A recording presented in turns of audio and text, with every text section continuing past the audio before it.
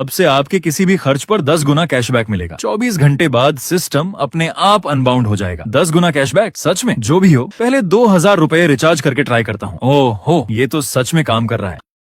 इस बार तो मेरी निकल पड़ी। सिर्फ पैसे खर्च करो और कैशबैक पाओ। इससे आसान क्या होगा? पहले चेन शुआई को 20,000 ट्रांसफर करता हूँ और तुरंत 2 लाख का कैशबैक। वाह, मजा आ गया। अब इसे 2 लाख और भेजता हूँ। इसकी तो हालत ही खराब हो जाएगी। ये क्या मामला है? 2,20,000? तूने किया क्या है? इतने पैसे कहाँ से आए? इतना मत पूछ। मैंने पहले तुमसे 10,000 उधार लिए थे ना, अब वही लौटा रहा हूँ। मैं अभी थोड़ा बिजी हूँ, बाद में बात करते हैं। भला कौन 10,000 उधार लेकर 2,20,000 लौटाता है? इतना तो सूदखोर भी नहीं वसूलते। आखिर कर क्या रहा है तू? बाद में सब समझाऊंगा। वैसे तेरे ऊपर 10 से 12 लाख का लोन नहीं था? ये पैसे ले और पूरा लोन चुका दे। ज्यादा मत सोच। ठीक है, मैं अभी जाकर पेमेंट कर देता हूँ। जब फ्री हो जाना तो मुझे कॉल करना। सिर्फ 3 मिनट के अंदर उसने अपने सारे ऑनलाइन लोन और क्रेडिट कार्ड का पूरा पेमेंट कर दिया। 2 करोड़ रुपए चुकाने पर तुरंत 3 करोड़ का कैशबैक मिला। अब तुम्हारे बैंक अकाउंट में पूरे 4 करोड़ 70 लाख रुपए थे। तुम्हारा असली दोस्त तो बस वही एक था, बाकी सब सिर्फ नाम के दोस्त थे। उनकी मदद करने का कोई मतलब नहीं था। फिलहाल ऐसी कोई चीज भी नहीं थी जिस पर इतने बड़े अमाउंट खर्च किए जा सके, इसलिए तुम्हें किसी हाई एंड स्पेंडिंग प्लेस पर जाना ही था। तुम अपनी जिंदगी की सबसे तेज रफ्तार से नीचे उतरे, एक टैक्सी रोकी और बैठते ही बोले, ड्राइवर, जिम रोड वाले फेरारी शोरूम चलो। अब जब पैसे आ ही गए थे तो हाउस और कार खरीदना तो बनता था। इतने बड़े खर्च पर कैशबैक भी सबसे तेज मिलता। टैक्सी में बैठते ही तुमने बिजली की रफ्तार से डीएनएन, शार्क और टाइगर जैसे लाइव स्ट्रीमिंग प्लेटफॉर्म्स डाउनलोड कर लिए। लेकिन तुम किसी स्ट्रीमर को देखने नहीं गए। सबसे पहले डीएनएन प्लेटफॉर्म में सीधे 40 लाख रुपए रिचार्ज कर दिए। 40 लाख खर्च की और अगले ही पल 4 करोड़ का कैशबैक मिल गया। तुमने बिना 1 सेकंड गंवाए 60 लाख और रिचार्ज कर दिए। बदले में सीधे 6 करोड़ का कैशबैक मिला। अब तुम्हारे बैंक अकाउंट में पूरे 9 करोड़ 47 लाख रुपए पड़े थे। एक ही प्लेटफॉर्म में ज्यादा रिचार्ज करना ठीक नहीं था, वरना किसी का ध्यान जा सकता था। फिर तुमने वही तरीका शार्क और टाइगर प्लेटफॉर्म्स पर भी अपनाया। दोनों में 1-1 करोड़ रुपए रिचार्ज कर दिए। बहुत बढ़िया, सीधे 20 करोड़ का कैशबैक मिल गया। तुमने टैक्सी ड्राइवर की तरफ देखा, वह बिल्कुल आराम से गाड़ी चला रहा था। तुम बोले, ड्राइवर, मुझे बहुत जल्दी है, अगर तुम सबसे तेज स्पीड में मुझे वहां पहुंचा दो तो मैं अभी तुम्हें 5,000 रुपए ट्रांसफर कर देता हूँ। कैसा रहेगा?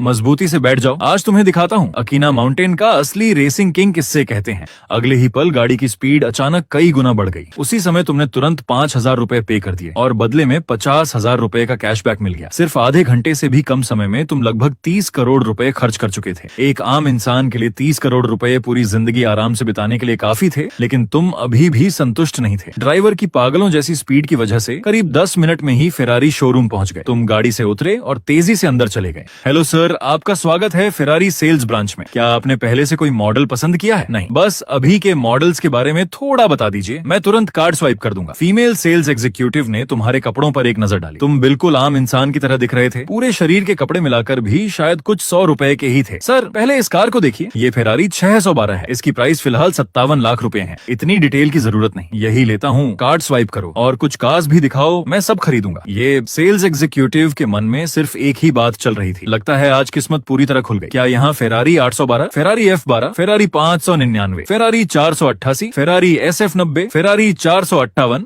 और फेरारी FF मौजूद हैं? तुमने एक सांस में पूरे 7 मॉडल्स के नाम बोल दिए। फीमेल सेल्स एग्जीक्यूटिव एक पल के लिए हैरान रह गई, लेकिन अपनी प्रोफेशनल ट्रेनिंग की वजह से वह तुरंत संभल गई। सर, ये सारे मॉडल्स फिलहाल यहाँ अवेलेबल हों ये जरूरी नहीं है। कुछ कार्स दूसरे लोकेशन से अरेंज करनी पड़ेंगी। ठीक है, जो 7 मॉडल्स मैंने बताए और ये 612 मिलाकर कुल 8 कार्स। ऑप्शंस देखने की जरूरत नहीं, सबकी हाईएस्ट कॉन्फ़िगरेशन लगा दो। कलर्स में रेड और ब्लैक रखना। सीधे फाइनल प्राइस बता दो। फीमेल सेल्स एग्जीक्यूटिव तुम्हारी तरफ देखती रही जैसे कुछ कहना चाहती हो, लेकिन तुमने भौहें सिकोड़कर कहा, प्लीज थोड़ा जल्दी करो, मुझे बहुत जल्दी है। उसने बिना कुछ कहे तुरंत कैलकुलेटर उठाया और तेजी से हिसाब लगाने लगी। कार्स की जो प्राइस थी वह सिर्फ एक्स शोरूम प्राइस थी, लेकिन ऑन रोड प्राइस में कॉन्फ़िगरेशन, इंश्योरेंस और बाकी चार्जेस भी जुड़ने थे। आखिर में सभी कार्स की टोटल प्राइस निकली 5 करोड़ 35 लाख रुपए। इस समय तक तुम्हारा कैशबैक लगभग 30 करोड़ तक पहुंच चुका था। तुम्हारे पास एक कार खरीदने का समय नहीं था। ऐसा करो, इसी तरह के 4 सेट्स और दे दो, यानी टोटल 5 सेट्स। उसी कॉन्फ़िगरेशन के साथ कुल प्राइस हुई 26 करोड़ 75 लाख रुपए। तुम्हारे बैंक अकाउंट में 27 करोड़ से भी ज्यादा थे, यानी आराम से पेमेंट हो सकती थी। काम आए या नहीं उससे कोई फर्क नहीं पड़ता। अभी सबसे जरूरी था ज्यादा से ज्यादा पैसा खर्च करना। ज्यादा से ज्यादा बाद में इन कार से गर्ल्स गर्ल्स को इम्प्रेस ही कर लूंगा, इतना मुश्किल भी क्या है। फीमेल सेल्स एग्जीक्यूटिव पूरी तरह शॉक में थी। उसने अमीर लोगों को फेरारी खरीदते हुए पहले भी देखा था, लेकिन किसी को लग्जरी कार्स ऐसे खरीदते हुए जैसे सब्जी खरीद रहा हो, ये पहली बार देखा था। उसने सिर्फ ऊपर वाले अमाउंट को 5 से मल्टीप्लाई किया। जब कैलकुलेटर पर फाइनल नंबर दिखाई दिया, हे भगवान, ये तो 20 करोड़ से भी ज्यादा है, और इन्होंने एक झटके में खर्च भी कर दिया। लेकिन तुम्हें इस बात की जरा भी परवाह नहीं थी कि तुमने उस सेल्स एग्जीक्यूटिव को कितना बड़ा शॉक दिया है। तुमने आगे पूछा, वैसे लाफेरारी है क्या? सॉरी सर, लाफेरारी लिमिटेड एडिशन है। पूरी दुनिया में इसकी सारी यूनिट्स बिक चुकी हैं। अगर किसी ओनर से खरीद पाए तो अलग बात है। तुम्हें थोड़ा अफसोस हुआ, लगता है ये कार नहीं मिल पाएगी। तुमने बैंक कार्ड निकाला और कहा, एक कार्ड स्वाइप करो। जैसे ही पेमेंट सक्सेसफुल की आवाज आई, फीमेल सेल्स एग्जीक्यूटिव की नजरें तुम पर ही टिक गईं। फेरारी जैसी लग्जरी कार्स के कस्टमर्स रोज रोज नहीं आते थे, इसलिए खाली बैठी बाकी सेल्स एग्जीक्यूटिव्स भी तुम्हारे आसपास आ गईं। हर कोई किसी न किसी बहाने तुमसे क्लोज होना चाहती थी। तुम्हारे साधारण कपड़े भी अब उनकी नजरों में लो प्रोफाइल रिच लाइफस्टाइल की पहचान बन चुके थे। 26 करोड़ 75 लाख रुपए खर्च करते ही तुरंत 267 करोड़ का कैशबैक मिल गया। पहले से बचे हुए पैसों को जोड़कर अब तुम्हारे पास लगभग 270 करोड़ रुपए कैश थे। कुल 40 कार्स थी। हर डॉक्यूमेंट पर सिग्नेचर करना प्रोसेस का हिस्सा था, इससे बचा नहीं जा सकता था। सभी सेल्स एग्जीक्यूटिव्स तुम्हारे आसपास खड़ी थी, यहाँ तक कि मैनेजर भी खुद तुम्हें टी और वाटर सर्व कर रहा था, बार बार झुककर मुस्कुरा रहा था। उसे देखकर लगता था शायद अपने पिता की भी इतनी सर्विस कभी नहीं की होगी। सर, एक बार फिर याद दिला दूं, इन सभी कार्स की डिलीवरी होने में लगभग 6 महीने लगेंगे। कुछ कार्स देश के दूसरे शहरों से आएंगी और कुछ विदेश से, इसलिए डिलीवरी टाइम अलग अलग होगा। कोई बात नहीं, जैसे जैसे कार तैयार हो वैसे वैसे मेरे पास भेजते रहना, मैं इंतजार कर सकता हूँ। ये सुनकर फीमेल सेल्स एग्जीक्यूटिव ने राहत की सांस ली। 26 करोड़ से ज्यादा के इस ऑर्डर पर उसे कितना कमीशन मिलेगा वो सोच भी नहीं पा रही थी। लेकिन कमीशन से भी ज्यादा इंपॉर्टेंट उसके सामने खड़ा ये यंग मास्टर था। उसने मन ही मन सोचा, अगर इसकी मिस्ट्रेस भी बनना पड़े तो भी जिंदगी भर की दौलत मिल जाएगी। अगर पहले वाले तुम होते एक आम इंसान, तो शायद इन खूबसूरत लड़कियों से बात करने में काफी इंटरेस्ट लेते, लेकिन अभी तुम्हारे पास सिर्फ 24 घंटे थे और उनमें से 1 घंटे से भी ज्यादा समय निकल चुका था। इतना टाइम ही नहीं था कि इन बातों के बारे में सोचो। इस वक्त कोई भी खूबसूरत लड़की मेरे लिए इंपॉर्टेंट नहीं है। फोन कनेक्ट कर दो, स्पीकर ऑन रखना। जी सर। हेलो, क्या मैं मिस्टर चू से बात कर रहा हूँ? हाँ, मैं ही हूँ। आप कौन? हेलो मिस्टर चू, मैं कमर्शियल बैंक का ब्रांच मैनेजर जाओजिए बोल रहा हूँ। अभी कुछ देर पहले आपके सेविंग्स अकाउंट में ओवरसीज से 260 करोड़ रुपए का एक बड़ा ट्रांसफर आया है। हम आपको हमारे बैंक का प्रीमियम वीआईपी कस्टमर बनने का निमंत्रण देना चाहते हैं। 260 करोड़, ये नंबर सुनते ही मैनेजर से लेकर सभी फीमेल सेल्स एग्जीक्यूटिव्स तक सबके होश उड़ गए। आखिर ये कितना पैसा है? जिस सेल्स एग्जीक्यूटिव ने तुम्हें कार्स दिखाई थी वह तो और भी ज्यादा शॉक में थी। अभी कुछ देर पहले उसे 26 करोड़ ही बहुत बड़ा लग रहा था, लेकिन अब 260 करोड़ सुनकर उसकी सोच ही रुक गई। वीआईपी अपग्रेड से भी ज्यादा तुम्हारी नजर बैंक की पावर पर थी। आखिर बैंक के कनेक्शंस हर जगह होते हैं। पहले तुम एक आम इंसान थे, तुम्हारे पास कोई नेटवर्क नहीं था, लेकिन बैंक तुम्हारी मदद कर सकता था। मैनेजर जाओ, वीआईपी वाली बात बाद में करेंगे, पहले मुझे आपसे एक मदद चाहिए। मिस्टर चू, आप बस ऑर्डर दीजिए, इतनी फॉर्मेलिटी मत कीजिए। मुझे हाउस खरीदना है, या तो लग्जरी फ्लैट या फिर कोई लग्जरी विला। क्या इस मामले में आपके कुछ कनेक्शंस हैं? मिस्टर चू, कृपया मुझे कुछ मिनट दीजिए, मैं तुरंत कांटेक्ट करके व्यवस्था करता हूँ। फोन कटने के बाद आसपास खड़ी सभी फीमेल सेल्स एग्जीक्यूटिव्स ने सांस तक रोक ली। अगर तुम्हारे पास सिर्फ कुछ करोड़ रुपए होते तो शायद वे अब भी सपना देखती कि किसी दिन इस रिच फैमिली में शादी हो जाए, लेकिन अब तुम्हारे पास दर्जनों करोड़ नहीं, सैकड़ों करोड़ रुपए थे, और शायद ये भी तुम्हारी कुल दौलत का सिर्फ एक हिस्सा था। ये लेवल उनकी पहुंच से बहुत दूर था। वैसे अभी कोई रेडी कार है जिसे मैं तुरंत लेकर जा सकूं? मिस्टर चू, आपने सभी कार्स में कस्टम कॉन्फ़िगरेशन चुनी है, हमें सारी कॉन्फ़िगरेशन इंस्टॉल करनी होगी। अगर पूरी स्पीड से भी काम करें तो सबसे जल्दी आज दोपहर 3 बजे तक पहली कार तैयार हो पाएगी। ठीक है, दोपहर 3 बजे जो भी कार सबसे पहले तैयार हो मुझे तुरंत कॉल करना। और हाँ, सभी कार्स में फुल टैंक फ्यूल भरवा देना। जहाँ तक नंबर प्लेट की बात है, जो भी सामान्य रजिस्ट्रेशन जल्दी हो सके वही करवा देना। मैनेजर और सभी सेल्स एग्जीक्यूटिव्स की गर्मजोशी भरी विदाई के बीच तुम शोरूम से बाहर निकल आए। अभी तुम बाहर निकले ही थे कि झोजिए का फोन आ गया। हेलो मिस्टर चू, मैंने अभी आपकी बात के अनुसार कांटेक्ट किया है। इस समय काफी लोग अपनी प्रॉपर्टीज बेचने के लिए तैयार हैं, कई सेलर्स तैयार हैं। अब आगे आपकी क्या इच्छा है? हमारा कमर्शियल बैंक कहाँ है? मेरे लिए अपॉइंटमेंट फिक्स कर दीजिए। अभी लगभग दोपहर के 12 बजने वाले हैं। अगर संभव हो तो मैं चाहता हूँ कि दोपहर 3 बजे तक वे सभी लोग बैंक में मौजूद हों, और तब तक मुझे बैंक का एक ऑफिस इस्तेमाल करना पड़ेगा। माफ कीजिए, मुझे बहुत जल्दी है। उम्मीद है मैनेजर जाओ मेरी सिचुएशन समझेंगे। हाँ मैनेजर जाओ, क्या आप किसी प्राइवेट यॉट या प्राइवेट जेट मैन्युफैक्चरर या उनके डीलर्स को जानते हैं? मिस्टर चू, आप बिल्कुल चिंता मत कीजिए, हमारे कमर्शियल बैंक के पास हाई एंड वीआईपी सर्विसेज हैं। आपकी हर रिक्वायरमेंट पूरी की जा सकती है। बहुत बढ़िया, तो फिर उनकी अपॉइंटमेंट भी अरेंज कर दीजिए। दोपहर में मैं सबसे एक साथ मिल लूंगा। फोन रखने के बाद तुमने राहत की सांस ली। 3 बजे की अपॉइंटमेंट में अभी काफी समय था, इसलिए पैसे खर्च करने का सिलसिला जारी रखना था। अच्छी बात यह थी कि पूरी स्ट्रीट लग्जरी कार ब्रांड से भरी हुई थी। करीब 500 मीटर चलते ही तुम पोर्शे शोरूम में पहुंच गए। लेकिन तुम कुछ बोलते उससे पहले ही मैनेजर एक पूरी सेल्स टीम के साथ मुस्कुराते हुए तुम्हारा स्वागत करने पहुंच गई। तुम एक पल के लिए हैरान रह गए, ये क्या मामला है? हेलो मिस्टर चू, मैं यहाँ की मैनेजर वांगली हूँ, पोर्श में आपका स्वागत है। असल में जब तुम फेरारी शोरूम से बाहर निकलकर फोन पर बात कर रहे थे, उसी 2 मिनट के अंदर वहाँ की सेल्स एग्जीक्यूटिव तुम्हारे बारे में लग्जरी कार डीलर्स के ग्रुप में मैसेज भेज चुकी थी। अब पूरी स्ट्रीट के सभी लग्जरी कार शोरूम्स को पता चल चुका था कि एक सुपर रिच कस्टमर आया हुआ है। इसलिए जैसे ही तुम पोर्श शोरूम के दरवाजे पर पहुंचे, वांगली ने तुम्हें पहचान लिया और तुरंत पूरी सेल्स टीम को लेकर तुम्हारे स्वागत के लिए दौड़ पड़ी। लेकिन तुम्हें इन बातों से कोई फर्क नहीं पड़ा। मुझे बताइए, क्या यहाँ पोर्श 911, पोर्श 918 और पोर्श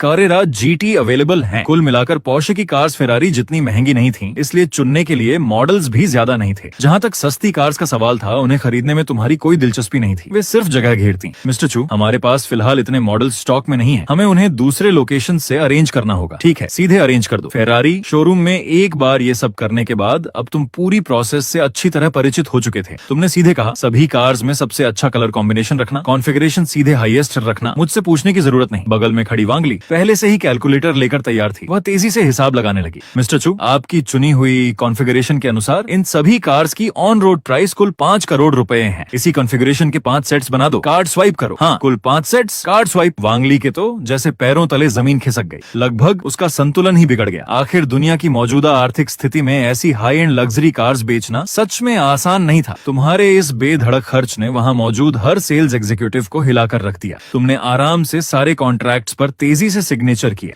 पूरा काम 1 घंटे से भी कम समय में खत्म हो गया। फिर चारों तरफ खूबसूरत सेल्स एग्जीक्यूटिव्स से घिरे हुए तुम पोर्शे शोरूम से बाहर निकल आए। तुम्हें पता था कि इसी स्ट्रीट पर लंबरगिनी और मासेराटी के शोरूम्स भी हैं। तुमने मन ही मन हिसाब लगाया, इन दोनों शोरूम से खरीदारी करने के बाद लगभग बैंक जाने का समय हो जाएगा। करीब 200 मीटर आगे तुम लंबरगिनी शोरूम पहुंच गए और वहां भी बिल्कुल वही प्रोसेस दोहराई गई। आखिर में तुमने लंबरगिनी रेवेंटोन, लंबरगिनी अवेंटाडोर और लंबरगिनी मुर्सिएलागो ये 3 मॉडल्स चुने। सभी कार्स की ऑन रोड प्राइस लगभग 4 करोड़ रुपए थी। पहले की तरह इस बार भी सीधे 5 सेट्स खरीदे। कुल पेमेंट हुई 20 करोड़ रुपए। तुम्हारे 49 करोड़ घटकर 47 करोड़ रह गए, लेकिन अगले ही पल 20 करोड़ का कैशबैक मिल गया। अब तुम्हारे अकाउंट में कुल 67 करोड़ 20 लाख रुपए थे। पुरानी तरह कॉन्ट्रैक्ट पर सिग्नेचर किए और बिना किसी से ज्यादा बात किए सीधे वहां से निकल गए। बाकी बातों के लिए तुम्हारे पास बिल्कुल समय नहीं था। अब आखिरी बारी थी मासेराटी शोरूम की। हालांकि मासेराटी बाकी 3 ब्रांड्स जितनी महंगी नहीं थी, लेकिन गर्ल्स को इम्प्रेस करने या गिफ्ट देने के लिए ये एक बेहतरीन चॉइस थी। तुमने चुनी Maserati Quattroporte, Maserati MC20, Maserati grand cabrio, Maserati Levante और मासेराटी ग्रांड टूरिस्मो। इन सभी की टोटल ऑन रोड प्राइस सिर्फ 1 करोड़ 50 लाख रुपए थी। तुमने हाथ घुमाकर कहा पहले की तरह 5 सेट्स। कुल पेमेंट हुई 7 करोड़ 50 लाख रुपए। तुरंत 75 करोड़ रुपए का कैशबैक मिल गया। अब तुम्हारा बैलेंस बढ़कर 74 करोड़ रुपए तक पहुंच चुका था। शोरूम से बाहर निकलकर तुम सड़क किनारे खड़े हुए और लंबी अंगड़ाई ली, थोड़ा शरीर भी स्ट्रेच किया। इन सभी शोरूम्स में सबसे ज्यादा समय कार्स चुनने में नहीं, बल्कि कॉन्ट्रैक्ट्स, सिग्नेचर्स और फोटोजस में बर्बाद हुआ था। कार्स चुनने और कॉन्फ़िगरेशन तय करने में मुश्किल से 3 मिनट लगते थे। जहां तक उन खूबसूरत सेल्स एग्जीक्यूटिव्स की बात थी, उन्हें देखने तक का तुम्हारे पास समय नहीं था। गर्ल्स को इम्प्रेस करना कभी भी किया जा सकता था। तुमने टाइम देखा,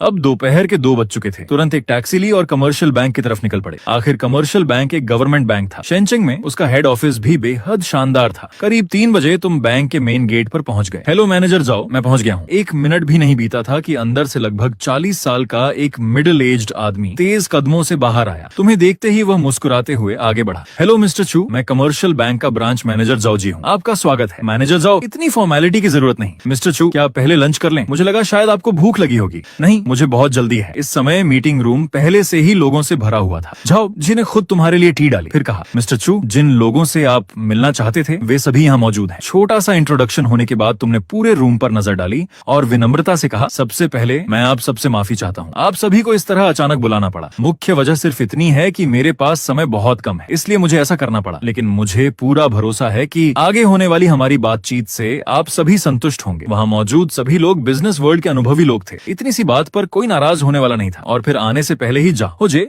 उन्हें बता चुका था कि सामने बैठा आदमी एक सुपर रिच टाइकून है, जिसके पास कैश फ्लो बेहद जबरदस्त है। आज के समय में बहुत से अमीर लोग दिखने में तो करोड़पति लगते हैं, लेकिन उनकी ज्यादातर दौलत प्रॉपर्टीज, फंड्स या स्टॉक्स में फंसी होती है। इतना बड़ा कैश फ्लो रखने वाले लोग वाकई बहुत कम होते हैं। इसी वजह से वे सभी पूरे उत्साह के साथ यहाँ आए थे। सबसे पहले हाउस खरीदने की बात शुरू हुई। तुमने हल्का सा सिर हिलाकर कहा, कृपया जो डॉक्यूमेंट डॉक्यूमेंट्स आप लोग तैयार करके लाए हैं वो मुझे दे दीजिए। जरूर। कुल मिलाकर 30 से भी ज्यादा लग्जरी फ्लैट्स और विलास की फाइल्स तुम्हारे सामने रखी गई। तुम उन्हें बहुत तेजी से देखने लगे। तुम्हारा ध्यान मुख्य रूप से एनवायरनमेंट और प्राइस पर था। ये सभी शेनचिंग के फेमस लग्जरी प्रोजेक्ट्स थे। इनकी कीमतें इतनी ऊंची थीं कि आम इंसान उनके बारे में सोच भी नहीं सकता था। उदाहरण के लिए सबसे सस्ता लग्जरी फ्लैट भी 2 लाख रुपए प्रति स्क्वायर मीटर से कम नहीं था और उसका एरिया भी 230 स्क्वायर मीटर से ज्यादा था। सारी फाइल्स देखने में तुम्हें पूरा 1 घंटा लग गया। जब तुमने सिर उठाया तो देखा पास ही एक पैक्ड मील रखा हुआ था। तुमने डॉक्यूमेंट्स नीचे रखे और बिना किसी झिझक के पूछा, अगर मैं आप लोगों की प्रॉपर्टीज खरीदूं तो क्या कोई एक्स्ट्रा बेनिफिट्स या ऑफर्स भी मिलेंगे? सबने एक दूसरे की तरफ देखा, फिर बारी बारी से अपनी अपनी प्रोजेक्ट्स के एडवांटेजेस बताने लगे। लगभग सभी की ऑफर्स एक जैसी थी। 3 साल तक पूरी तरह फ्री प्रॉपर्टी मैनेजमेंट फी, वाटर, इलेक्ट्रिसिटी, हीटिंग चार्जेस, साथ में फ्री पार्किंग स्पेस और 3 साल के अंदर पूरे हाउस की 10 बार फ्री डीप क्लीनिंग सर्विस। तुमने जल्दी से हिसाब लगाया। सबसे सस्ता लग्जरी फ्लैट 4 करोड़ 60 लाख रुपए का था, जबकि सबसे महंगा विला पूरे 80 करोड़ रुपए का था। कुल मिलाकर 32 प्रॉपर्टीज थी, जिनमें 7 विलास और 25 लग्जरी फ्लैट्स शामिल थे। इन सभी की टोटल प्राइस थी 430 करोड़ रुपए। तुम्हारे हाथ में 74 करोड़ रुपए थे, इसलिए तुम्हें बिल्कुल डर नहीं था, बल्कि तुम बेहद खुश थे, क्योंकि इस एक डील से सीधे 4300 करोड़ रुपए का कैशबैक मिलने वाला था। कार्ड स्वाइप, सब कुछ इतनी जल्दी हुआ कि कोई तैयार ही नहीं था। वे तो सिर्फ प्रॉपर्टीज की डिटेल्स लेकर आए थे। किसी ने सोचा भी नहीं था कि पहली मीटिंग में ही डील फाइनल हो जाएगी। आमतौर पर पहले डिस्कशन होता, फिर कस्टमर साइट विजिट करता और उसके बाद कहीं जाकर डील बनती। लेकिन किसने सोचा था कि सामने बैठा आदमी सिर्फ पिक्चर्स देखकर ही करोड़ों की प्रॉपर्टीज खरीद लेगा। वे लोग कॉन्ट्रैक्ट्स भी साथ नहीं लाए थे, लेकिन कोई बात नहीं, एक फोन कॉल करते ही लोग तुरंत उन्हें लेकर निकल पड़े। जल्दी से परचेस कॉन्ट्रैक्ट्स भेजो, अभी इसी वक्त चाहिए। हेलो, परचेस कॉन्ट्रैक्ट्स तुरंत लेकर आओ, जितनी जल्दी हो सके। इसके बाद तुमने पास बैठे 3 यॉट कंपनीज के रिप्रेजेंटेटिव्स की तरफ देखा और पूछा, क्या आपके पास भी डॉक्यूमेंट्स हैं? तीनों ने तुरंत अपनी फाइल्स निकाली और दोनों हाथों से सम्मान पूर्वक तुम्हारे सामने रख दी। हाउस खरीदने वाला सीन देखने के बाद उन्हें पूरा यकीन हो चुका था कि तुम किसी आम अमीर इंसान नहीं, बल्कि एक असली सुपर टाइकून हो। ऐसे इंसान के सामने वे जरा सी भी लापरवाही करने की हिम्मत नहीं कर सकते थे। उनके लिए तुम्हें खुश रखना सबसे जरूरी था। तुमने जल्दी जल्दी फाइल्स देखी, फिर उनमें मौजूद 3 यार्ड्स की तरफ इशारा करके कहा, ये तीनों मुझे पसंद है, मैं तीनों खरीदता हूँ और एक कस्टम यॉट भी बनवानी है। जरूर मिस्टर चू, आप निश्चिंत रहिए, ऐसी कोई यॉट नहीं जिसे हम बना ना सकें। तुमने संतुष्टि से सिर हिलाया, फिर अपनी रिक्वायरमेंट्स तेजी से बतानी शुरू की। तीनों कंपनीज के लोग तेजी से नोटबुक में हर पॉइंट नोट करने लगे। मेरी रिक्वायरमेंट्स काफी हाई हैं, आप तीनों कंपनीज आपस में कम्पीट कीजिए। उसी समय प्रॉपर्टीज के कॉन्ट्रैक्ट्स भी पहुंच गए। तुमने तुरंत उन पर सिग्नेचर करने शुरू कर दिए। साथ ही यॉट कंपनीज को प्रपोजल तैयार करने का समय भी मिल गया। इसके बाद तुमने प्राइवेट जेट्स की फाइल्स अपने हाथ में ले ली। कई कंपनीज की डिटेल्स देखने के बाद तुमने हल्का सा भौहें सिकोड़ ली। सच कहें तो तुम उनसे पूरी तरह सेटिस्फाइड नहीं थे, लेकिन इसमें किसी का दोष नहीं था। प्राइवेट जेट्स की मैन्युफैक्चरिंग कॉस्ट बहुत ज्यादा होती है, इसलिए वे रेडी स्टॉक में नहीं रखे जाते। ज्यादातर जेट्स पहले से ऑर्डर पर बनाए जाते हैं। तुमने तुरंत अपनी सभी रिक्वायरमेंट्स बतानी शुरू कर दी और उनसे कहा कि वे अपनी कंपनीज के मैन्युफैक्चरर्स से कांटेक्ट करें। प्राइवेट जेट के लिए भी तुम्हारी कंडीशंस कम नहीं थी। तुम बोलते गए और सामने बैठे लोग लगातार नोट्स लेते गए। फिर सबने तुरंत अपनी अपनी कंपनीज से कांटेक्ट करना शुरू कर दिया। पास बैठे झे ये सब देखकर मानो सपना देख रहे हो। सच कहें तो एक बैंक मैनेजर होने के नाते उन्हें लगता था कि उन्होंने दुनिया बहुत देखी है, लेकिन आज उन्हें महसूस हुआ कि असली दुनिया तो आज देखने को मिली है। लोग तो सब्जी खरीदते समय भी प्राइस पूछते हैं और तुम इतनी महंगी चीजें ऐसे खरीद रहे थे जैसे बस एक साधारण सब्जी से उठा रहे हो। जब तुमने सभी डॉक्यूमेंट्स पर सिग्नेचर पूरे कर ली, तब तक यॉट कंपनीज भी अपना फैसला कर चुकी थी।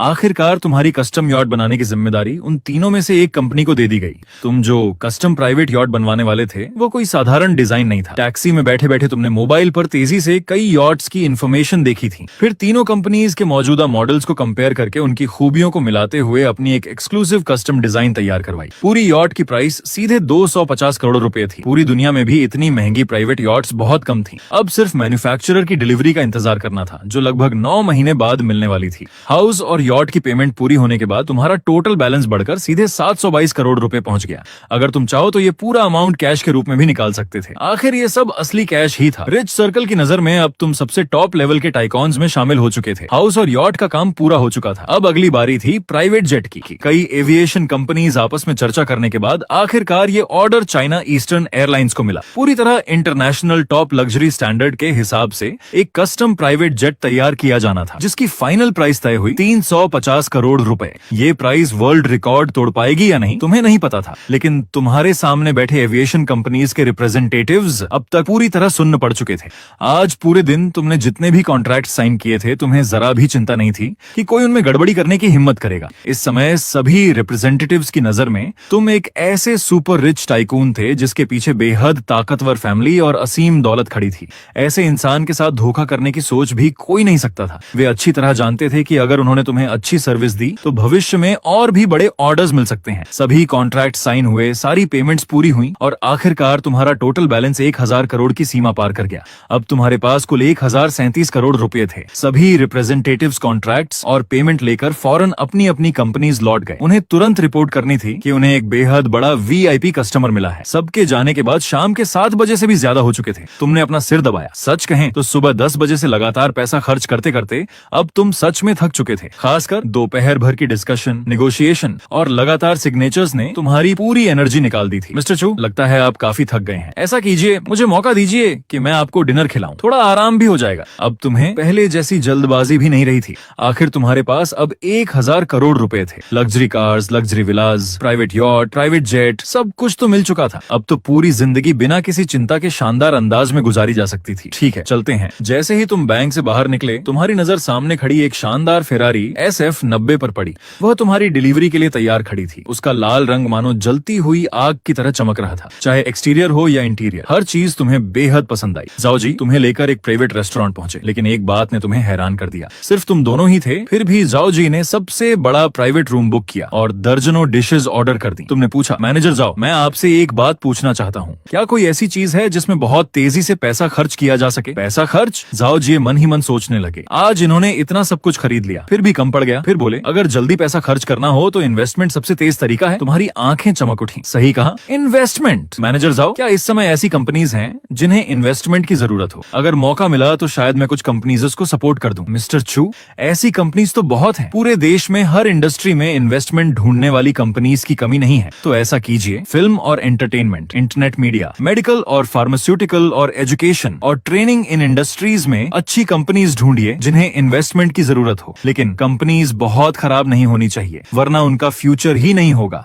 असल में तुमने ये बात जानबूझकर कही थी, क्योंकि तुम्हारे लिए तो किसी भी इन्वेस्टमेंट पर कैशबैक मिलने वाला था। जाओ जय ने तुरंत हामी भर दी। मिस्टर चू, चिंता मत कीजिए, डिनर के बाद ही मैं इस काम में लग जाता हूँ। एक बैंक मैनेजर होने के नाते उन्हें अच्छी तरह पता था कि कौन सी कंपनीज लोन या इन्वेस्टमेंट ढूंढ रही हैं। लेकिन झाओ जे ने भी अपनी एक रिक्वेस्ट रखी, अगर संभव हो तो मैं चाहता हूँ कि आप अपनी डिपॉजिट्स हमारे बैंक में रखें। आखिर अपनी परफॉर्मेंस के लिए उन्हें तुम्हारे जैसे कस्टमर को अपने बैंक से जोड़कर रखना ही था। तुमने हल्की मुस्कान के साथ जाओजे की तरफ देखा। मैनेजर जाओ, आप भी जानते हैं सारे अंडे एक ही टोकरी में नहीं रखे जाते, इसलिए मेरी सारी डिपॉजिट्स सिर्फ आपके बैंक में नहीं रह सकती। लेकिन मैं इतना वादा करता हूँ कि सबसे ज्यादा अमाउंट आपके बैंक में ही रहेगा। जिसने तुम्हारी इतनी मदद की थी उसके लिए इतना करना तो बनता ही था। जाओजी को भी ज्यादा नहीं चाहिए था। अगर उन्हें 100 करोड़ रुपए की डिपॉजिट मिल जाए तो उनका पूरे साल का टारगेट पूरा हो जाता। डिनर खत्म होते होते रात के 9 बजे से ज्यादा हो चुके थे। मैनेजर जाओ, इन्वेस्टमेंट वाली बात आपके भरोसे छोड़ता हूँ। मिस्टर छू, ये तो मेरे लिए सम्मान की बात है। अब तक तुम लोगों की इज्जत और विनम्रता के आदी हो चुके थे। फिर तुमने कहा, हाँ एक और बात, मैं एक पूरी कमर्शियल बिल्डिंग भी खरीदना चाहता हूँ। क्या यहाँ किसी बिल्डिंग के ओनर का बेचने का इरादा है? मिस्टर छू, पूरी कमर्शियल बिल्डिंग खरीदना, ये सच में बहुत महंगा सौदा होगा। अगर आप सच में खरीदना चाहते हैं तो मुझे पहले कांटेक्ट करके पता करना होगा। हालांकि उन्हें समझ नहीं आ रहा था कि तुम्हें इतनी जल्दी क्यों है, लेकिन कस्टमर की जरूरत पूरी करना उनकी पहली प्रायोरिटी थी। उन्होंने कुछ देर सोचा, फिर अचानक उन्हें कुछ याद आया। हाँ मिस्टर छू, अगर कोई ऐसी बिल्डिंग हो जो अभी अभी बनी हो लेकिन अभी तक यूज में ना आई हो तो क्या चलेगा? बिल्कुल, बाकी इंटीरियर रेनोवेशन मैं खुद करवा लूंगा।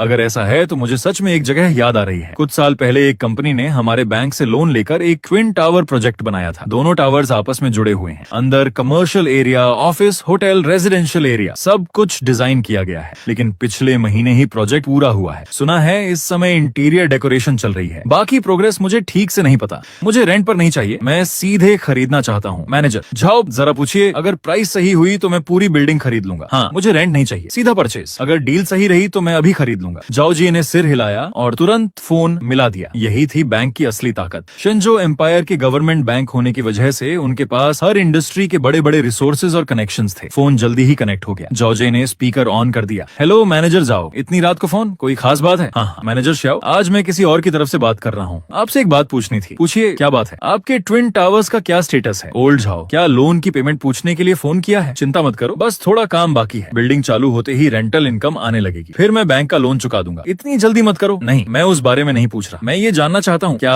आपका उन्हें बेचने का कोई प्लान है? बेचना? सच कहूँ तो मेरा ऐसा कोई इरादा नहीं है। दोनों टावर्स की लोकेशन भी शानदार है, डिजाइन भी बहुत अच्छा है। मैं उनसे अच्छा प्रॉफिट कमाना चाहता हूँ। अच्छा, मेरे पास एक बहुत मजबूत फाइनेंशियल बैकग्राउंड वाला कस्टमर है, सोचा था आपसे मिलवा दूं। अगर बेचना ही नहीं तो रहने दीजिए। अरे रुको, ये कस्टमर आखिर किस लेवल का है? ज्यादा डिटेल्स नहीं बता सकता, बस इतना समझ लो वो तुम्हारे दोनों टावर्स एक साथ फुल पेमेंट देकर खरीद सकता है। ये सुनते ही मैनेजर शाओ साफ तौर पर सोच में पड़ गए। ये बात सुनकर मैनेजर शाओ और भी ज्यादा दुविधा में पड़ गए। आखिर शेनचेंग जैसी महंगी सिटी में इन ट्विन टावर्स की कीमत बेहद ज्यादा थी। सिर्फ रेंट के भरोसे पूरी इन्वेस्टमेंट वापस आने में कई साल लग जाते, फिर उसी इनकम से बैंक का लोन भी चुकाना था। उसके बाद ही अगले प्रोजेक्ट के लिए कैपिटल इकट्ठा हो पाता। इसमें वाकई बहुत समय लगता। अगर एक ही बार में इतना बड़ा अमाउंट वापस मिल जाए तो बुरा भी नहीं था। कुछ देर सोचने के बाद उन्होंने कहा, ऐसा करते हैं ओल्ड जाओ, मैं कल बाकी पार्टनर से बात कर लेता हूँ। उसी समय तुम जाओ जी के पास झुके और उनके कान में धीरे से कुछ कहा। जाओ जी ने तुरंत आगे कहा, मैनेजर शाओ, मेरे कस्टमर ने कहा है अगर आज रात बात हो सकती है तो वो कल ही डील फाइनल कर देंगे, लेकिन कल सुबह 10 बजे से पहले ही फैसला करना होगा। 10 बजे के बाद वो किसी और सेलर से बात करेंगे। अरे ओल्ड जाओ, मजाक कर रहे हो क्या? भला कोई बिल्डिंग ऐसे खरीदता है? एक रात में फैसला? छोड़ो भी, इसमें कोई सीरियस इंटेंट नहीं दिख रहा। मैं सिर्फ इतना बता सकता हूँ कि इस कस्टमर ने आज सिर्फ एक दिन में लगभग 1000 करोड़ रुपए कैश खर्च किए हैं। क्या 1000 करोड़ रुपए? ये सुनते ही मैनेजर शाओ पूरी तरह चुप हो गए। 1000 करोड़ कैश? बाकी सब छोड़ो, जो इंसान 1000 करोड़ रुपए कैश निकाल सकता है उसके पास सच में जबरदस्त ताकत होती है। ऐसा इंसान बेवजह किसी के साथ मजाक करने वाला नहीं हो सकता। लेकिन इतनी जल्दी किस बात की है? क्या सच में एक ही रात में डील फाइनल हो सकती है? मैनेजर शाओ का दिमाग सवालों से भर गया। आखिर बिल्डिंग खरीदना कोई आसान काम नहीं होता। पहले इंस्पेक्शन, फिर कंपैरिजन, फिर इंक्वायरी, उसके बाद बार बार डिस्कशन और आखिर में निगोशिएशन करके डाउन पेमेंट दिया जाता है। ये आदमी आखिर इतनी अलग तरह से क्यों काम कर रहा है? लेकिन तुम्हारे सामने कोई और चॉइस भी नहीं थी। आखिर तुम बहुत ज्यादा अमीर थे। थोड़ी देर सोचने के बाद मैनेजर शाओ बोले, ऐसा करते हैं मैं 1 घंटे बाद आपको वापस कॉल करता हूँ। हाँ, 1 घंटे बाद बात करता हूँ। ठीक है। तुमने तुरंत जाओ जी की तरफ देखा और हाँ, इन्वेस्टमेंट वाली बात भी जल्दी शुरू करिए। सबको एक साथ मैसेज भेजिए। देखिए किस किस कंपनी को इन्वेस्टमेंट की जरूरत है। अब तुम्हारे पास 1000 करोड़ से भी ज्यादा की संपत्ति थी, उसे यूं ही खाली छोड़ने का कोई मतलब नहीं था। उसे फिर से इन्वेस्ट करके और ज्यादा कैशबैक लेना था। वैसे अगर कैशबैक न भी मिलता तो इन्वेस्टमेंट अपने आप में बुरा सौदा नहीं था। क्या पता अच्छा प्रॉफिट ही हो जाए। जाओ जी ने बिना देर किए फोन निकाला और बेहद विनम्र भाषा में एक मैसेज टाइप किया। उसका मतलब कुछ ऐसा था, हमारे बैंक में हाल ही में एक बेहद महत्वपूर्ण कस्टमर आए हैं। उनके पास बहुत मजबूत फाइनेंशियल स्ट्रेंथ है। वे अलग अलग इंडस्ट्रीज में इन्वेस्टमेंट करना चाहते हैं। अगर किसी कंपनी को इन्वेस्टमेंट या बिजनेस कोऑपरेशन की जरूरत हो तो तुरंत कॉन्टैक्ट करें। मैसेज भेजने के 10 सेकंड भी पूरे नहीं हुए थे कि जाओ जे का फोन बज उठा। अरे ये तो मैनेजर वांग है। हेलो मैनेजर वांग, कैसे याद किया? मैनेजर जाओ, अभी आपका मैसेज देखा, बस कंफर्म करना चाहता था। क्या ये सच है? मैं पूरे भरोसे के साथ कह सकता हूँ, हाँ ये बिल्कुल सच है। और इस समय वो कस्टमर मेरे साथ ही बैठे हैं। इतनी रात में जाकर मिलना ठीक नहीं लगेगा। अगर अनुमति हो तो मैं कल सुबह खुद मिलने आना चाहता हूँ। ठीक है, कल सुबह 8 बजे हमारे बैंक के मीटिंग रूम में आ जाइए। अपने सारे डॉक्यूमेंट्स और कॉन्ट्रैक्ट साथ लाइए। बहुत बहुत धन्यवाद मैनेजर जाओ, सच में बहुत धन्यवाद। जाओ जे का मैसेज मानो समुद्र में खून का एक टुकड़ा फेंक दिया गया हो और चारों तरफ की शार्क्स उसकी खुशबू सूंघकर दौड़ पड़ी। सिर्फ 1 घंटे के अंदर जाओ जे को कम से कम 20 से ज्यादा कॉल्स आए। हर कोई इन्वेस्टमेंट या बिजनेस कोऑपरेशन चाहता था। इतना ही नहीं, कई लोगों का फोन तो लग ही नहीं पाया।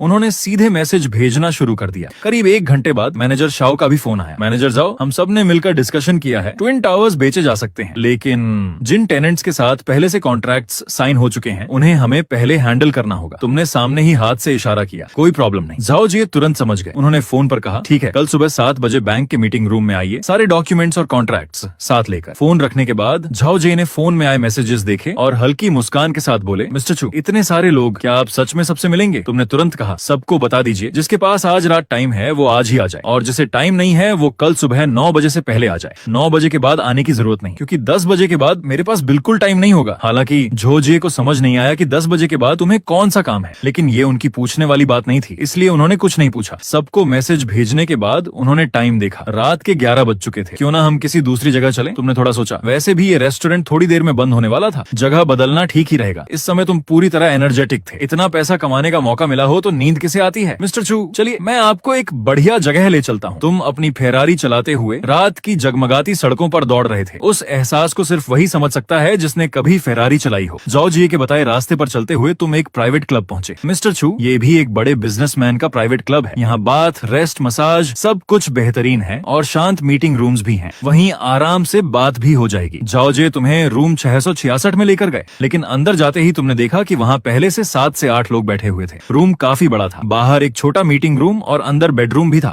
गुड इवनिंग एवरीवन, ये हैं मिस्टर चू, आज रात इन्वेस्टमेंट करने वाले हमारे सम्मानित गेस्ट। हेलो मिस्टर चू। हालांकि तुम्हारी उम्र ज्यादा नहीं थी, लेकिन उन सब की नजर में तुम किसी चलते फिरते धन के देवता से कम नहीं थे। झाओ जी भी मुस्कुराते हुए पास ही बैठे रहे। भले ही तुम इन्वेस्टमेंट के एक्सपर्ट नहीं थे, लेकिन कुछ इंडस्ट्रीज का फ्यूचर कैसा होगा ये तुम अच्छी तरह समझते थे। जैसे मेडिकल इंडस्ट्री और एजुकेशन इंडस्ट्री, ये ऐसी फील्ड्स थी जो कभी खत्म नहीं होने वाली थी। आखिर में तुमने दर्जनों कंपनीज और बिजनेस ग्रुप्स में इन्वेस्टमेंट किया। कुल मिलाकर 300 करोड़ रुपए इन्वेस्ट किए और बदले में तुरंत 3000 करोड़ रुपए का कैशबैक मिल गया। रात के 3 से 4 बजे तक सभी रिप्रेजेंटेटिव्स एक एक करके चले गए। तब जाकर तुम्हें थोड़ी देर आराम करने का मौका मिला, लेकिन अभी ठीक से नींद भी नहीं आई थी कि किसी ने तुम्हें जगा दिया। मिस्टर चू उठिए, हमें बैंक जाना है। मिस्टर चू उठिए, कुछ रिप्रेजेंटेटिव्स के साथ अपॉइंटमेंट तय है। ये भी स्वाभाविक था, हर कोई इतनी जल्दी अपने सारे डॉक्यूमेंट्स तैयार नहीं कर सकता था। ये साफ था कि आज की सुबह भी बेहद व्यस्त रहने वाली है, लेकिन जैसे ही पैसे कमाने की बात आई, तुम्हारी सारी थकान गायब हो गई।